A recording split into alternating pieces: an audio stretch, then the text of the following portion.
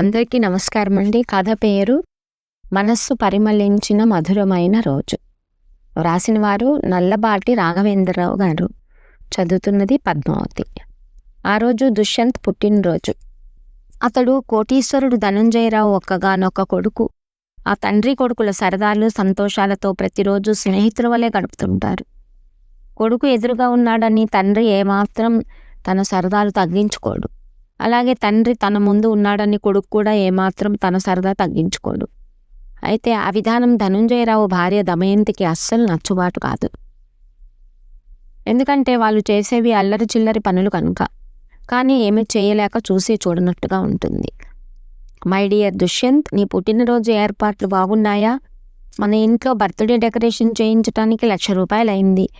సరిగ్గా 100 కేజీల decoration cake తయారు చేయించడానికి కూడా ₹1,00,000 అయింది. మరి నీ ఫ్రెండ్స్ చాలామంది ఇప్పుడు వస్తున్నారు కదా. దుష్యంత్ అంటే ఆర్డినరీ దుష్యంత్ కాదు. ఈ ధనుంజయరావు కొడుకుగా ఒక ఉన్నత జీవితం సాగించాలి. అప్పుడే నా హోదాకు సరైన విలువ. ఓకే మై డియర్ సన్, 1 గంటలో గ్రాండ్గా జరిగే నీ బర్త్డే ఫంక్షన్ మరింత గ్రాండ్గా ముగుస్తుంది. దానికి ఏం లోటు లేదు. నెక్స్ట్ సాయంత్రం హోటల్ సవేరాలో ఇంతకన్నా గ్రాండ్ పార్టీ. నీ ఫ్రెండ్స్తో పాటు నా ఫ్రెండ్స్ కూడా 500 మంది వస్తున్నారు. అందరూ కోటీశ్వరులే. కొంతమంది బడా వ్యాపారవేత్తలు, కొంతమంది రాజకీయ నాయకులు, మరి కొంతమంది సినీ స్టార్స్ కూడా వస్తున్నారు. వాళ్ళంతా నీకు తెలిసిన వాళ్ళే. ఇప్పుడు జరగబోయే కేక్ ఫంక్షన్ నీ గురించి అయితే, సాయంత్రం జరగబోయే హోటల్ ఫంక్షన్ నా గురించి అనుకో. నాన్ వెజ్ వెరైటీస్, మందు అన్నీ మామూలే. మన కుటుంబ డిగ్నిటీ తగ్గకుండా 10 లక్షల ఖర్చు పెడుతున్నాను. మీ డాడీ ఉన్నాడని నువ్వేమీ ఫీల్ అవ్వాల్సిన పనిలేదు. మన ఇద్దరికి సరదాలు సిగరెట్లు మామూలే కదా. Enjoy my dear son, enjoy. మనం సంపాదించింది ఖర్చు పెట్టుకోవటానికే కాకపోతే ఎందుకురా? Okay, it's all right, enjoy enjoy. అలా కొడుకుని ఉత్సాహపరిచి ఆనందంగా మేడ మీదకు వెళుతున్న తండ్రిని చూసి తండ్రి మాటలు విన్న దుష్యంత్ తనలో తను నవ్వుకున్నాడు. కాసేపటికి దుష్యంత్ ఫ్రెండ్స్ అంతా రావటం, కేక్ పార్టీ గ్రాండ్గా మొదలవటం జరిగిపోయాయి. ఘనంగా కేక్ కట్ జరిగిన తర్వాత వాళ్ళందరూ దుష్యంత్ నోట్లో కేకు పెట్టడం, దుష్యంత్ అందరికీ కేకు పెట్టడం. ఆ కార్యక్రమం కూడా జరిగిపోయాక అందరూ దుష్యంతుని గట్టిగా కౌగిలించుకున్నారు. కొందరు షేక్ హ్యాండ్ ఇచ్చారు. మొత్తానికి అందరూ హ్యాపీ బర్త్డే విషెస్ చెప్పటం పూర్తయింది. ఇవన్నీ జరిగిపోయాక దుష్యంత్ మాట్లాడటానికి మైక్ పట్టుకుని ముందుకొచ్చాడు. తరలి వచ్చిన అతని ఫ్రెండ్స్ వాళ్ళందరితో పాటు ధనుంజయరావు కూడా మాటలు వినటానికి ఆతృతగా సైలెంట్ అయిపోయారు. దుష్యంత్ తల్లి దమయంతి, మిగిలిన దగ్గర బంధువర్గం కూడా కొంచెం దూరంగా నిలబడి ఆనందంగా వింటున్నారు. మమ్మీ డాడీకి నమస్కారం, నా ఫ్రెండ్స్ అందరికీ అభినందనలు. నేను ఎక్కువగా స్పీచ్ ఇచ్చి మిమ్మల్ని బోరు కొట్టించదలుచుకోలేదు. అయితే మీకు ఒక సెన్సేషనల్ న్యూస్ నేను ఈ బర్త్డే నాడు చెప్పాలనుకుంటున్నాడు. వినండి. ఈ రోజు నుండి నేను మాంసాహారం, మద్యం, సిగరెట్స్ కూడా పూర్తిగా మానేయాలని ఈ ఉదయమే నిర్ణయం చేసుకున్నాను. ఎందుకంటే ఇప్పుడిప్పుడే నా కెరియర్ మొదలవుతుంది. ఇప్పటి వరకు ఉన్న దుష్యంతులా కాకుండా తండ్రికి పనికి వచ్చే తనయుడిగా ఎదగాలని అనుకుంటున్నాను. అందుకని అందరూ క్షమించండి, సాయంత్రం పార్టీకి నేను రావటం లేదు, అది క్యాన్సిల్ చేయండి అన్నాడు. అందరూ ఆశ్చర్యపోయారు. తండ్రి మరింత ఆశ్చర్యంగా కొడుకు దగ్గరకు వచ్చాడు. ఏదో చెప్పబోయాడు. తనది ఖచ్చిత నిర్ణయం అని ఖచ్చితంగా మరొకసారి చెప్పి తన గదిలోకి వెళ్ళిపోయాడు దుష్యంత్. వాడు అలాగే అంటాడు, మీరందరూ యథావిధిగా హోటల్ సవేరాకు సాయంత్రం 6 గంటలకు వచ్చేయండి. మా అబ్బాయి నిజంగా నిర్ణయం తీసుకోదలిస్తే రేపటి నుంచి తీసుకోమని చెప్తా. 10 లక్షల ఖర్చు పెట్టి హోటల్ సవేరాలో గ్రాండ్గా చేసుకున్న పార్టీ కాబట్టి తప్పకుండా జరుగుతుంది. నేను ఎలాగైనా వాడిని తీసుకొస్తా, మీరందరూ వచ్చేయండి అంటూ చెప్పి తను కూడా లోపలికి వెళ్ళిపోయాడు ధనుంజయరావు. సాయంత్రం 5 అయింది. టిప్ టాప్గా తయారయ్యాడు ధనుంజయరావు. బయట 5 కోట్ల విలువైన కారు రెడీగా ఉంది. తన కొడుకు గదిలోకి వెళ్ళి చూశాడు. భగవద్గీత చదువుతున్నాడు. మై డియర్ సన్, నీ నిర్ణయం అమోఘం, అద్భుతం. ఇదే నిర్ణయం ఈరోజు కాకుండా రేపటి నుండి తీసుకో. ఎందుకంటే 10 లక్షల ఖర్చు పెట్టి గ్రాండ్గా చేస్తున్న పార్టీకి వస్తున్న నీ ఫ్రెండ్స్ అందరూ, అలాగే నా ఫ్రెండ్స్ అందరూ నీ మూలంగా అప్సెట్ అవ్వకూడదు కదా. ఒక్క పూట నీ ఆలోచన పోస్ట్ పోన్ చేసుకోమని మాత్రమే నీ తండ్రి అడుగుతున్నాడు. తండ్రి మీద గౌరవం ఉంచి 30 నిమిషాల్లో నీ కారు మీద తొందరగా వచ్చేయి. నేను ముందుగా వెళ్ళి అక్కడ ఏర్పాట్లు చూసుకుంటాను. సమాధానం కోసం ఎదురు చూడకుండా ఖచ్చితంగా చెప్పి తన హోటల్ దగ్గరికి వెళ్ళిపోయాడు ధనుంజయరావు. హోటల్ సవేరా గ్రాండ్ ఏర్పాట్లు. 300 కార్ల మీద ధనుంజయరావు, దుష్యంత్ ఫ్రెండ్స్ అందరూ హడావిడిగా వచ్చారు ఫ్యామిలీలతో సహా. ధనుంజయరావు అతని అనుచరులు గ్రాండ్గా ఏర్పాట్లు చేస్తున్నారు. ఒక పక్క ఫుడ్ సర్వ్ చేసే అసిస్టెంట్లు, మరోపక్క లోపలికి వస్తున్న ఆహ్వానితులకు గంధం చిలకరించడానికి కొందరు అమ్మాయిలు నిలబడి ఉన్నారు.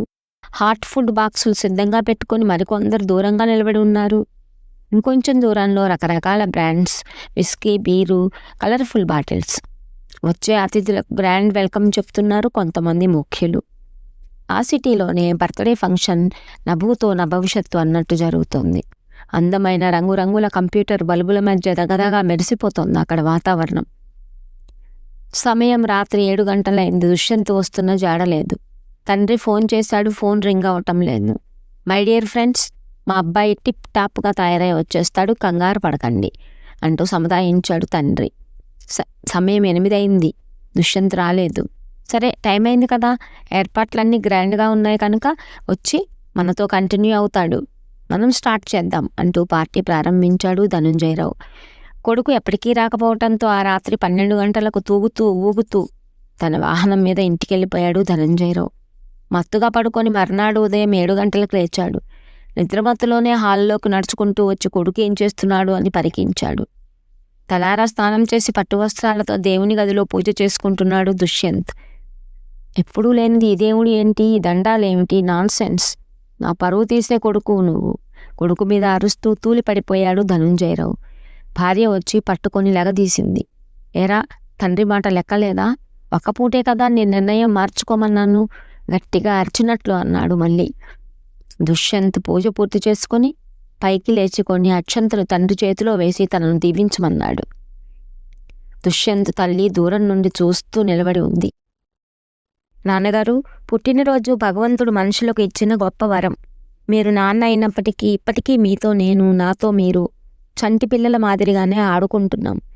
అంత ఆనందం నాకు ఇస్తూ పెంచిన మీకు ప్రణామములు నాన్నగారు. ఎందుకో నాలో సడన్గా ఉన్నట్టుండి ఒక మార్పు మొదలైంది. దాంతో నిన్న పుట్టినరోజు ఉదయమే నాలో నేనే నిర్ణయించుకొని కొన్ని ఖచ్చితమైన ప్రతిజ్ఞలు చేసుకున్నాను. మనసులో ఖచ్చితంగా అలా తీసుకున్న నిర్ణయం దాన్ని మళ్ళీ మార్చుకుంటే నిర్ణయం అనరు కదా, ప్రతిజ్ఞ అనరు కదా. అందుకని నేను మీ కోరిక మన్నించి వచ్చి ఆ మితిమీరిన సరదాలు సంతోషాలు పంచుకోలేకపోయాను. కిందకి వంగి తండ్రి కాళ్ళకు నమస్కరించాడు దుష్యంత్.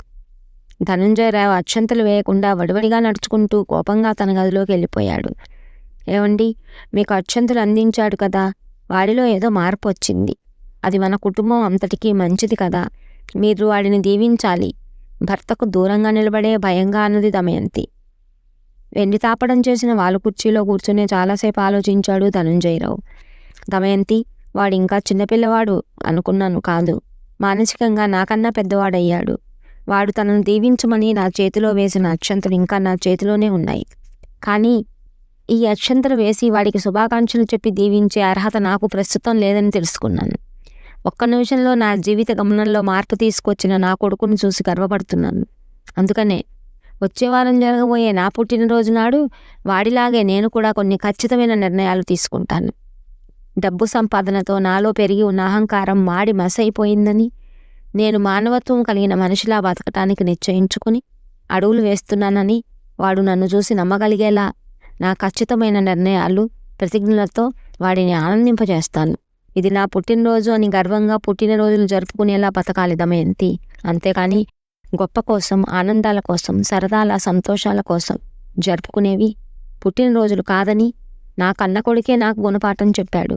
దమయంతి, నేటి ప్రజా జీవన విధానాన్ని బట్టి జీవితంలో ప్రతి వాళ్ళు తప్పులు చేయకుండా ముందుకు వెళ్ళలేరు. అయితే ఆ తప్పులు గ్రహించి అలాంటి తప్పులు ముందు ముందు చేయకుండా మంచి నడవడికకు శ్రీకారం చుట్టడానికి, ప్రతిజ్ఞ చేయటానికి, నిర్ణయం తీసుకోవటానికి ప్రతి మనిషికి మంచి అవకాశం అన్నమాట ఈ పుట్టినరోజులు. ఈ విషయం నాకన్నా చిన్నవాడైన నా కొడుకు చెప్తేనే కానీ నాకు అర్థం కాలేదు. అలా నాలో కూడా మంచి మార్పు వచ్చినప్పుడే వాడికి తండ్రిని అనిపించుకుంటాను. అప్పుడే నేను అక్షంతలు వేసి వాడిని దీవించటానికి అర్హత పొందుతాను. అలా కనువిప్పు కలిగిన ధనుంజయరావు తన కొడుకు మీద అత్యంత ప్రేమగా మాట్లాడుతూ భార్య వైపు చూశాడు. ఆ భగవంతుని దయ వల్ల ఇప్పటి నుండి నిజమైన భర్తతో కాపురం చేయగలుగుతున్నాను అన్న మహదానందం పడిపోతూ భర్త పక్కగా కూర్చుంటూ అతని కళ్ళల్లోకి ప్రేమగా చూసింది దమయంతి. కథ సమాప్తం.